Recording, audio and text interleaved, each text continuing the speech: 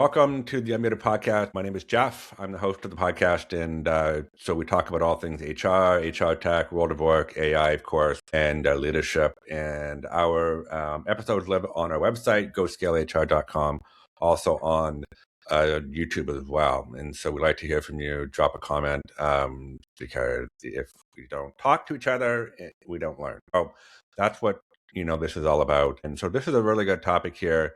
And it's called When Change Breaks Down, the CEO-CHRO Alignment Test.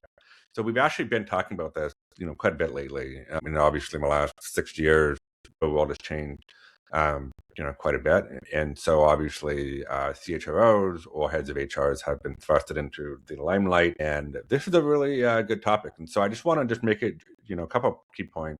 First, just to frame the conversation, and then we'll bring in our guest, Hannah Yardley of Achievers. And so the first point is that strategy is not enough. And so I've said for many years that strategy on paper means nothing. And so during times of change, CEOs tend to focus on strategy, which makes sense.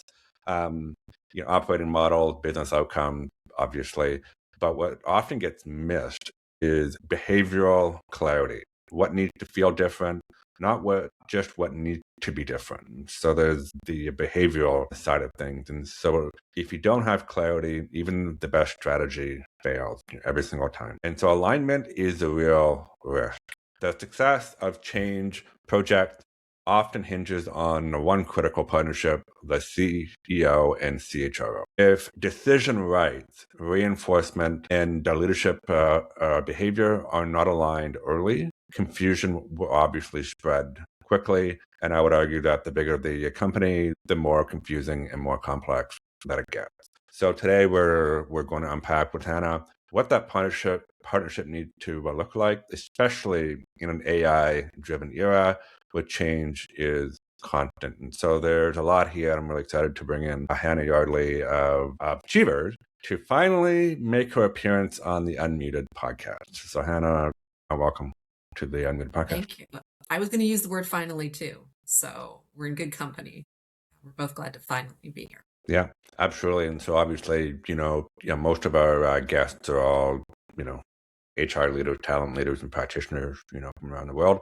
And so you're with a phenomenal company that I have known for many, many years. So maybe you can just start by just, telling your audience what you do. Sure. So obviously the Chief People and Culture Officer, I don't think anyone needs an explanation about what that is, although it feels like every day CHROs get a new task on their plates. That job description is constantly changing. But Achievers itself is a software, and so it allows organizations to reward and recognize their employees. So imagine superpowering your ability to give feedback to people and really help guide their behaviors and actions and help them feel connected to the work that they're doing and to the people that they have in the organization, because a connection is really hard these days in a virtual world and a really tough market out there. And so helping people to engage in meaningful work and helping to help them feel connected to the other people, help them discover the skills that maybe they didn't know what they have, all leads to better retention and better engagement. And so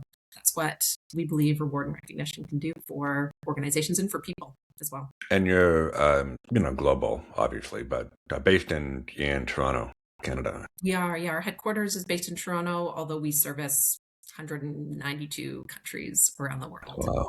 And have a bunch of offices to support that network. Very, very cool. So I remember when you guys were really, really tiny and you had a different name. And I remember being at the HRPA conference many years ago and hearing Razor Suleman talk about his new company. And I was in the back of the room and I stood up and I challenged him. And I asked him a question, and I probably made a complete ass out of myself. But I asked him about the whole idea of physical rewards versus the monetary stuff and the connection, between intrinsic motivation and not. And he thought I was crazy. But then again, I think, I was on to something. And I did talk to him afterwards, and I did apologize for putting him on the spot. And he said, "Don't worry about it." I don't know if you should apologize to him. I feel like he would really, I know. really like that stuff. But what you're actually talking about that is important is that there was this flip probably around that time about it being about rewarding an employee versus about the recognition. And what we found was when we flipped it from being rewards and recognition to recognition and rewards, what we actually captured was more hearts and minds of the employees in the organization and better business outcomes, because the recognition is the really important piece there. And although it was called I Love Rewards, even that name, I Love, puts the employee at the heart of what we're doing. That Yeah, I think organization that was at a there. So that sentiment still continues on even through a name change to something like Achievers. yeah, that was at that time when things were changing. I mean, software was starting to take off. This was probably 20 years ago, right? And so I did see a shift. Obviously, I've been in HR for years, and I always thought, well, it doesn't really matter. The physical part of it doesn't really matter much. It's just a waste, actually. If the rest of it, the other things like my manager saying thank you or actually recognizing good work, that goes a long way versus someone giving me a pin for being there for 5 years. Well, if there's no context as to why, then it means nothing, right? So that, yeah, I remember I was poking him at the time, but I did see a change after that. I'm not going to say it because of me, because it's not, but I'm just saying that I saw a bit of a change after that. Take a So micro credit. Come on, take a micro no, credit there. yeah, I don't like taking credit, but hey, I mean, if 20 years ago, but I didn't have any stock or like equity in the companies. So it meant nothing. Anyway, I'm just joking. All right, Hannah, let's get into a. Oh, Sure. I was just going to say, like, the thing I no, was go going to ahead. say, in an AI world, you talked about AI being part of, probably the new vernacular as you're thinking about your podcast and how it grows and changes. But in an AI world, that recognition piece is even more important, because people are like, what is my job? How is it changing rapidly? What's going away? Do I have a future here? And so knowing and getting that feedback loop going so that you feel connected, that the work you're doing is being recognized as being the right stuff, not just feeling good because you're doing it well, but that Yeah. it's the right stuff, is going to be even more laser important as we start to see, particularly for desk workers. It's going to come back, and I think we're going to see another revolution, and that connectedness to the work and helping people understand what they do is going to be like materially more important as we look forward and we see AI disrupt more. I totally agree with that. I mean, we've been talking about that concept for decades, right? In helping employees feel connected, right? And of course, we've seen that slow growth of that, but now with like AI, you can turn that on steroids, really, and obviously do it correctly. So I think it's yeah, I mean, I'm a huge advocate of it. So, all right, so let's get into our topic here. And so, once again, by the way, I love doing this, just off the cuff stuff. When change breaks down, the CEO-CHRO alignment test. All right. First question for you is this. You've said that setting a behavioral vision is as important as setting a strategic one.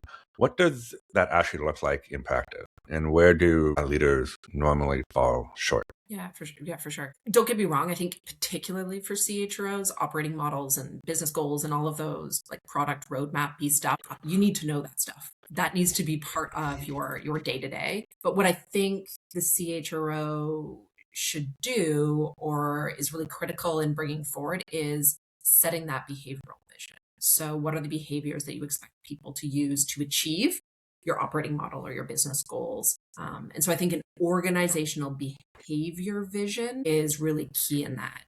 These behavior changes lead to people really knowing what feels different versus what stuff is different, what work is different. And in times of change, the behavioral component is only going to be that much more important. And I think people go, oh, we have values, it's going to help us highlight what's important. But I think it's the specific behaviors that you expect people to engage in, particularly during times of change, that are really, really critical as we move forward. And maybe I can just give you an example, because we've been through a lot of change in the last 24 months. Yeah. And so it was Yeah. described how we thought about behavioral change. So we thought about it in 3 things. I love my 3s, especially the Oxford comma. Yeah, when we do 3s. So these are not our values, but they're the things that we set out to be able to help people, all the way from the CEO, who actually stated and talked about this in our town halls. The first one was about transparency. People need to know what they're doing, why they're doing it. We're keeping them up to date. Processes, we're highlighting successes and failures. What is changing and how are we being transparent about what is different? Once you set that behavior for transparency, you need to build accountability in. Okay. So goals are clear. but do people really know what it means to them? And that's how you drive accountability, that behavior of they're then going and delivering on it, because the CEO and the CHRO can't go and deliver on all of those things. No one can. Even all the leaders gathered together in a room can't deliver on that kind of stuff. And then it was about pushing decision making down. So you can't have accountability if you don't have transparency, but you also can't have accountability until you push the decision making down. You need to be clear on what decisions are supposed to happen and how we're empowering those employees to be able to do that. And so you can see that the behavioral piece of not just, hey, here's my go-to-market strategy or here's what the product roadmap is going to do, but those are the three behaviors and they're highly interconnected. That's putting purpose behind how we thought about really setting behaviors as a strategic concept. So what I took away from that is you're trying to be intentional, right? Versus it being vague. Because I find that vagueness, whether the actual leader knows what's going on, and they see, like, to your example of the go-to-market strategy, you just say, here it is, go do it. Like, well, it's like, okay, well, this is great, but I don't have any of the context. I'm not really understanding how you want me to do this. And so being really intentional and clear, I guess, is the actual learning from this. Yeah, and behaviors can be intentional and clear too. We spend so much time getting down to the ounce level in our business strategy. And so by naming those things, we're bringing clarity to the things and how we want people to be able to operate. So I think we do need that sense of clarity around behaviors too. And I think we sometimes don't put it, like, they actually show up in our operating playbook alongside all of our business strategies, are the things and how we expect people to behave. That to me is powerful. When someone sees our plan on a page or business strategy on a page, behaviors are in there. So obviously, when we were talking about this episode, you were talking about, learning the hard way through pulse surveys, right? And so obviously, look, everyone's done surveys and pulse surveys, and, a challenge is not to, over survey, people. So learning the hard way through pulse surveys that reinforcement matter more than we actually think. So why does reinforcement break down during change, and how can leaders prevent that? Yeah, so maybe I'll just describe a little of the oh no moment that we had. So Yeah, what of happened course. was we asked for people for their voice through a pulse survey. Cool, check. I think that's pretty common knowledge. And they shared with us that they didn't understand the change. This was pretty early on in our change journey. So we felt, okay, fine, it's early. And so we doubled down on some of the reinforcement that we were doing, using leaders to try and bridge the information gap to help people understand, like, what was going to be different between now and in the future. And behold, a couple months later, pulse survey number 2 came out. We got the same feedback that they didn't understand the change. And oh dear, that's when we realized we'd got it wrong, or at least part of it wrong. The feedback was definitely now heard. And what was clear is that it wasn't an information gap. People were feeling that they were unconnected to our future. It was behavioral. It wasn't that they didn't know what we were doing or why we were doing it. It was that they wanted to feel connected to the why of that for themselves. And so the reinforcement has to connect to your head. Yeah, that's all like the information. But I think reinforcement has to connect to their heart a little. Why are they doing this? How is it going to change my role? Why is it important to them? And that heart piece in behavior change was a piece that we missed along the way. We got to their head. We could help them, see the clear path. But it's that heart piece about that I think was missed along the way. And we know that that's important. So, for example, the Achievers Workforce Institute, we do a bit of research as well. And we know that employees who are connected to their organization and their organization mission, in particular their leaders, by the way, leaders are a really critical part of that, because skipping from the CEO down to an individual contributor doesn't work. But those people who feel connected are 2.5 times more likely to stay through or stay with an organization, which is obviously really critical in times of change and in times of. I'm really interested just to go back to the actual pulse survey, because one of the things that I've encountered in my career, obviously being an issue before, is that the feedback that you get just by itself, you can't take it at face value. You need to dig in more, because I find that there's a couple things going on. One is your people may not always be totally honest with you in that survey for various reasons. But the other thing too is that when you're looking at words mean different things to different people. And sure, obviously throw it into AI and to analyze it. The point is that I always make is that you need to talk to people, because oftentimes what you think the actual problem is not really the actual problem, and that doesn't always come out on paper. So you need to talk to them find, do you think the disconnect there, because you said that there was a pulse survey and then there was a disconnect. So do you think, did you spend time actually talking to people, or did you not do that and just kind of take it at face value and then, and 6 months later, oops, right? Yeah. So we have this really awesome process where we do roll-ups. We call them listening sessions. So every leader down to the most early entry or mid-level leader level will host a listening session with their employees and say, here are our results. Tell me what this means to you. How does that get interpreted? And then those results roll up and we then start to see pockets of similarity across the organization or where there's differences. And in Pulse Survey 1, because it was so early, there's still a little hesitancy. So we weren't getting good value from those listening sessions, particularly on this topic.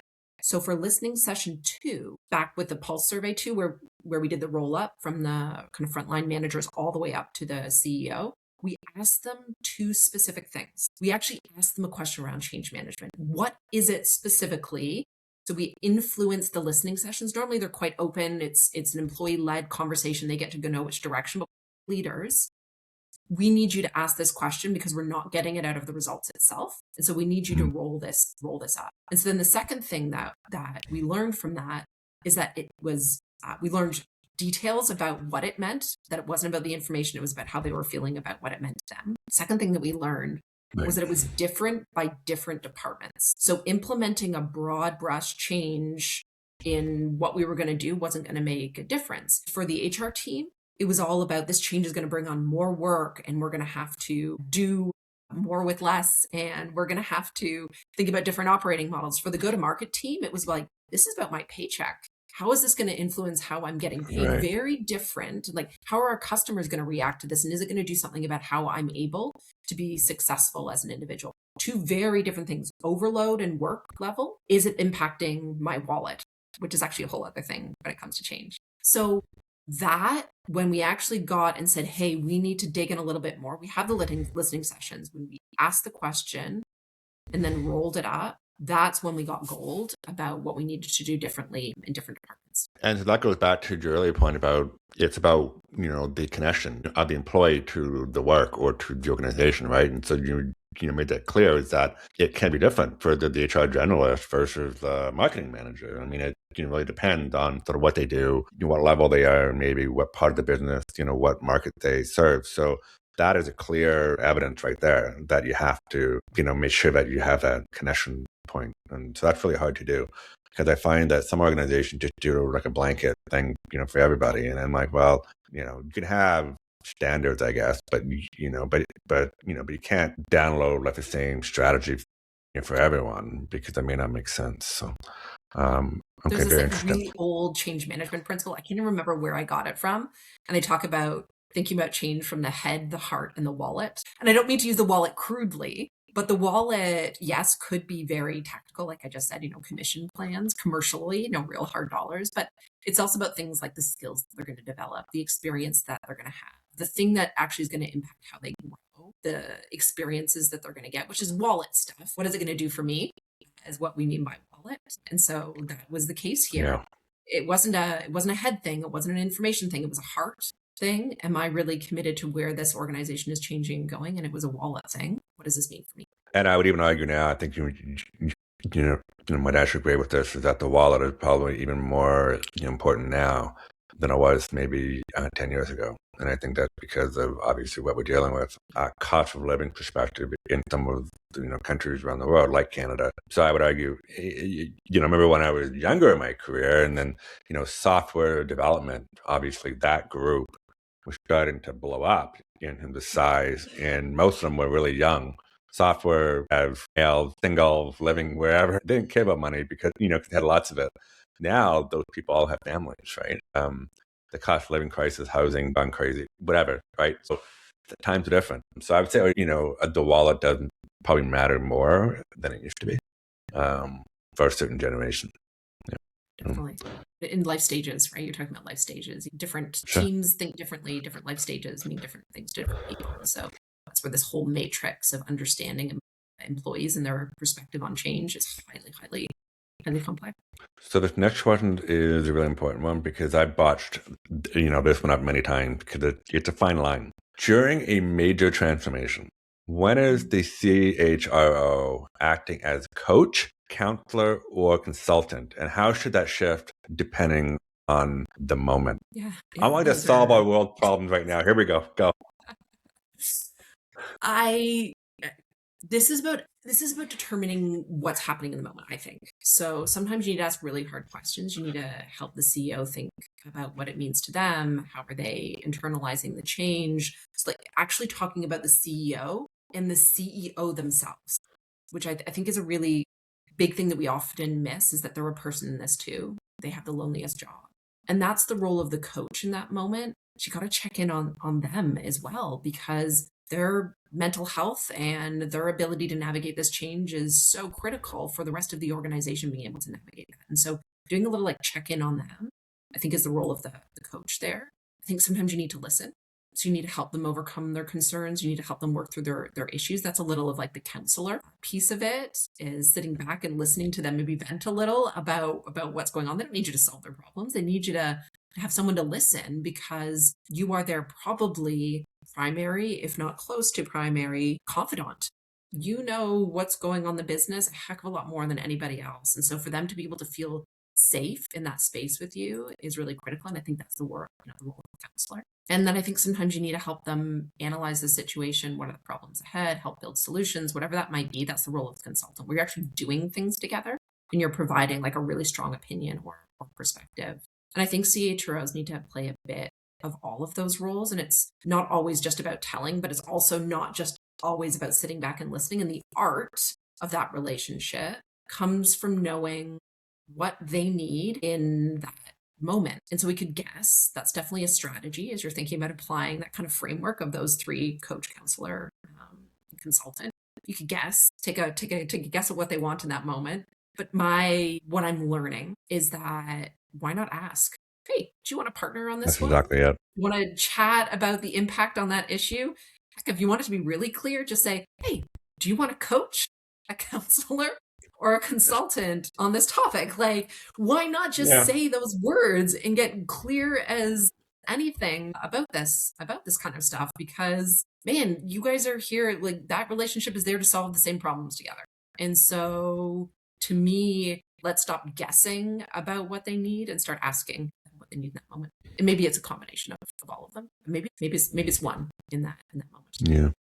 That's very well said, actually. I think this is probably one of the biggest learnings, for anyone that is at a level where they want to become true chief HR officer. I've been in the HR world for over 25 years, and I never really mastered that perfectly, but in going back in my career and in learning about it and thinking about it, is that, remember, have to have the ability to read the room, so to speak. And so, I believe that asking questions is the best way to uncover things, because it shows that you care, first of all. But also, secondly, how they actually answer will say everything what you need to know, right? And so like if you ask the question, how are things going, right? You can tell right away what they need. Right. And you can read their face and the facial expressions and so forth. And that they're highly stressed. So obviously in a time of, major transformation, that's probably, top of mind for them right now. So how can you help bridge the gap, if there is one, for them? And you don't have to have all of the answers either. And that's when maybe it's just a listening thing. They just need to vent, as you pointed out. Yeah, just ask the question. It seems so simple, right? It seems so simple when we say it here, but it's not. In the moment, it is tough, especially when you're establishing that relationship. You're getting to know someone, and during times of change where things seem like they're being upended, and even you can't predict what's going to happen, or it feels uncomfortable for you. It can be hard to put yourself outside of that and think about supporting, especially in HR, where we support so many people in the business. We're responsible for the livelihood and the well-being of all of those people. But I think sometimes we forget that we got to do a bit. And quite honestly, at our peer level too, I would apply all that learning to the executive team as a first team is really critical. But I think sometimes they get missed out in our role. And I think that's a strategic CHRO, is someone who thinks that all of those different kind of stakeholder groups, including the CEO himself, for themselves. You talk about trust, which has to be there, but that's a hard one, because you are trying to offer value, right? But say you've only been there for 3 months, so what do you do? And I think it's up to the CHRO to stick their neck out, right? And be comfortable being uncomfortable, because I know for a fact that if you go to a new leader and you just started working there and you say, hey, how are things going? And they have the ability to open up to you, trust me, that'll go a long way, into establishing that trust. Now, of course, it'll be different for everybody based on who is leading the company. But I believe that is how you open up the door. And I think it's up to the CHRO to do that, not the CEO. So. Yeah, and that's just not a give. That needs to be a take as well. Maybe I got that backwards. But the point being is the CHRO needs to open up as well. You can't just expect the CEO to download their thoughts, and maybe you need to do it first. Maybe you need to come to the table with your transparency or honesty that starts to build that trust first. Yeah, absolutely. Okay, so we talked about quite a bit here. So if our viewers can learn just one thing about anything that we've talked about today, what is that one thing? You know what I love about these conversations is I get to take stuff away. It helps me think through. You're being a great counselor here, Jeff. So I get to take something away. So I'm going to talk about what I think I'm taking away.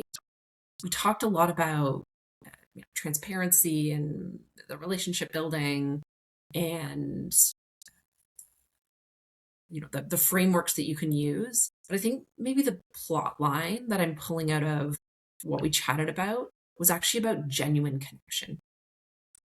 Because you can put all these frameworks in place, and this goes to that last comment that you just made, but you need that genuine connection in order to apply any of the other things that we've talked about, and that's got to come first, because that's the foundation for building on all the other stuff. Totally agree with that. I mean, I think the trust and the credibility is the foundation of it, because then people follow your lead, right? And but it's not easy. Look, I've been in a situation where it hasn't worked out very well. Trust me, I've been fired before it, so I'm not ashamed to admit that.